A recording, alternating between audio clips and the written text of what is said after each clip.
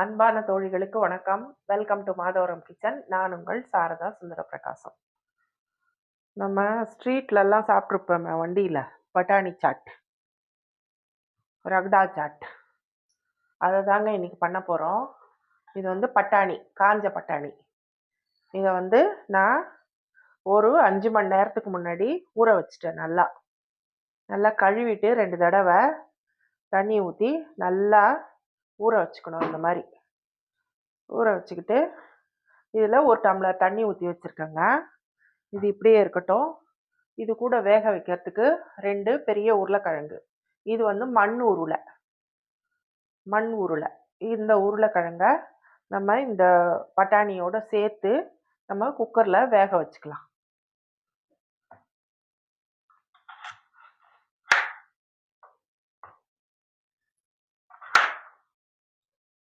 இந்த மாதிரி 2 கட் பண்ணி வச்சுருக்கேங்க.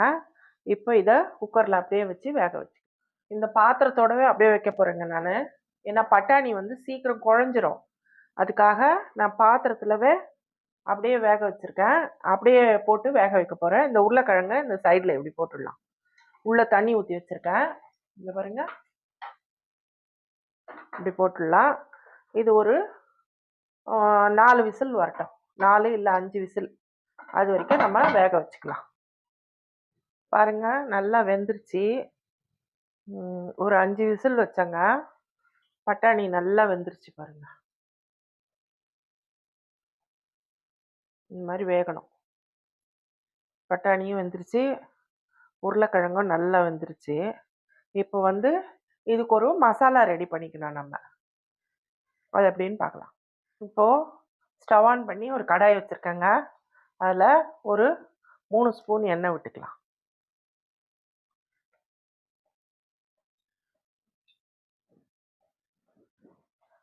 எண்ணெய் சூடானதும்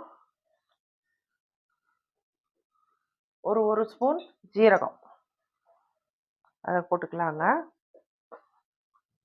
போட்டுட்டு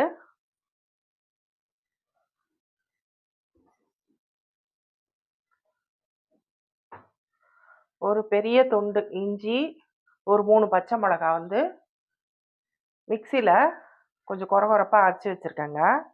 அதை இதில் போட்டுடலாம்.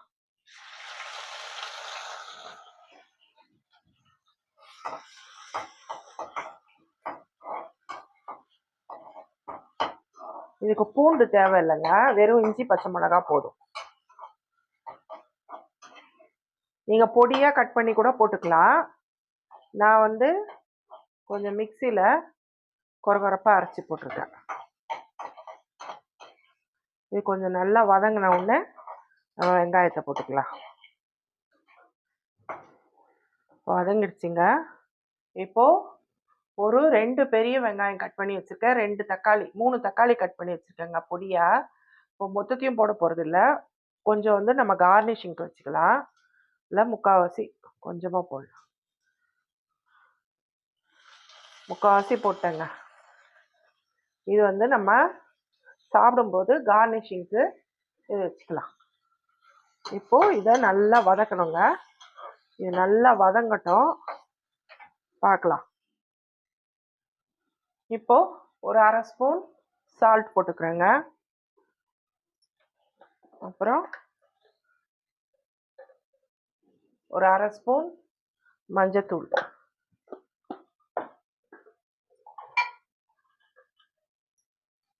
இது வந்து நம்ம ஆல்ரெடி வந்து 3 பச்சை மிளகாய் போட்டிருக்கோம். அதனால் 1 ஸ்பூன் காஷ்மீரி சில்லி பவுடர். இது அவ்வளோ காரம் இருக்காது, அதனால் 1 ஸ்பூன் போட்டேன். இது வந்து கரம் மசாலா 1 ஸ்பூன்.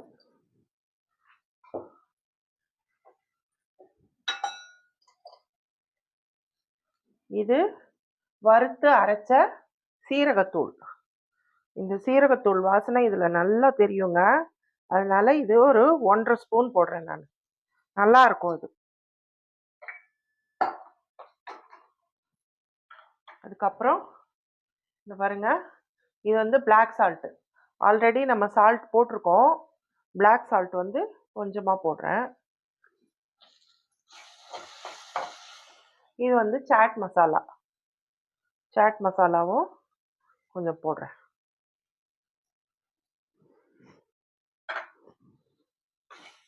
போட்டுட்டு நம்ம மீடியம் ஃப்ளேமில் வச்சு நல்லா வதக்கணும். அது வந்து தீயக்கூடாது. அந்த மசாலா வந்து தீஞ்சிடுச்சுன்னா உங்களுக்கு டேஸ்ட் மாறிடும். இப்போ இந்த பட்டாணியை எடுத்து இதில் ஊற்றிடலாங்க. இந்த வேக வச்ச பட்டாணி எடுத்து இதில் ஊற்றிடலாம் தண்ணியோடு சேர்த்து.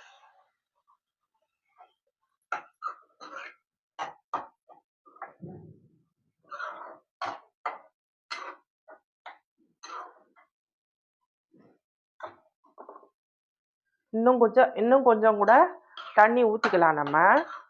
இப்போ வந்து இதை நான் வந்து மேஷ் பண்ண போகிறேன். கொஞ்சம் மற்ற வச்சு மேஷ் பண்ணிவிட்டு அதுக்கப்புறம் நம்ம வந்து தண்ணி ஊற்றிக்கலாம். நீங்கள் மேஷர் இருந்ததுன்னா கூட அதை வச்சு கூட மேஷ் பண்ணலாம். நான் அது மற்ற வச்சு தான் இப்படி மேஷ் பண்ண போகிறேன்.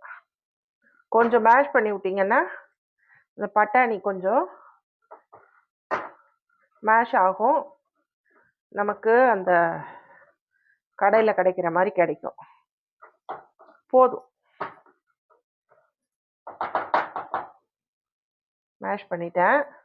இப்போ கொஞ்சம் தண்ணி ஊற்றிக்கலாம். இப்போ ஒரு டம்ளர் தண்ணி ஊற்றிட்டாங்க.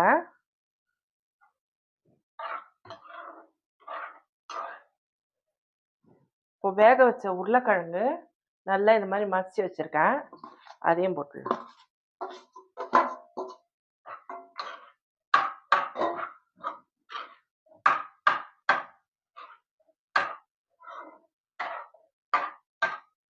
இது கொஞ்சம் வெந்து சேர்ந்து வரட்டுங்க.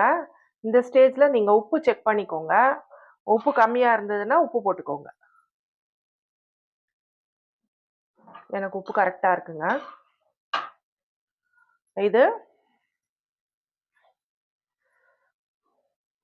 வேகட்டும். கொஞ்சம் வெந்து சேர்ந்தாப்பில் வரும். அப்போ நம்ம சர்வ் பண்ணிக்கலாம். அவ்வளோதாங்க, ரெடி ஆயிடுச்சுங்க.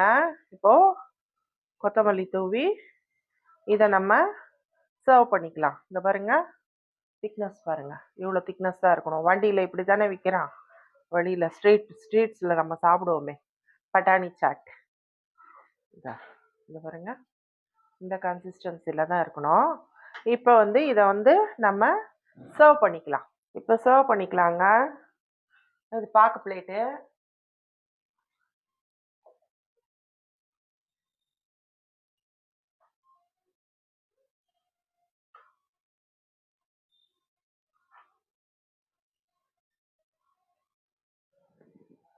இப்போ வச்சாச்சு. கொஞ்சமாக வெங்காயம், கொஞ்சம் பொடியாக கட் பண்ண தக்காளி, கொஞ்சம் வந்து க்ரீன் சட்னி ஆல்ரெடி நம்ம சேனலில் இருக்குங்க. அதோட ப்ரிப்பரேஷன் போய் பாருங்கள். இது வந்து கட்டா மீட்டா சட்னி.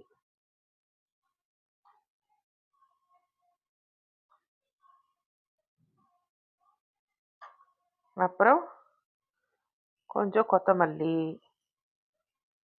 அப்புறம் கொஞ்சம் ஃபைன் ஓம்பொடி.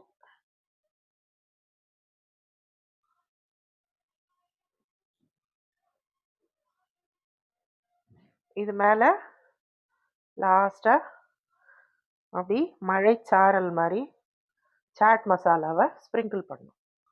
அவ்வளோதான்.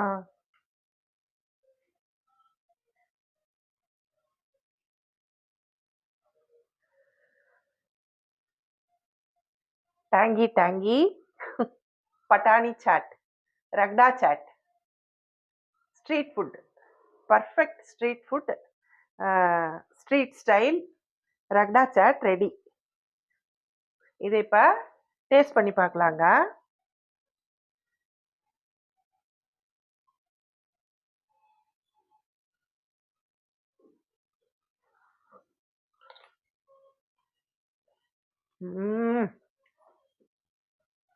எதுக்குங்க கடைக்கு போனோம்? கடைக்கே போக வேண்டாம். நம்ம வீட்டிலவே கொஞ்சம் கஷ்டப்பட்டா சூப்பராக செஞ்சுக்கலாங்க. பர்ஃபெக்டாக இருக்குங்க. நம்ம எப்படி ரோட்டில் சாப்பிடுவோமோ அதே மாதிரியே இருக்கு. சாப்பிட்டு பாரு பாப்பா. Camera girl.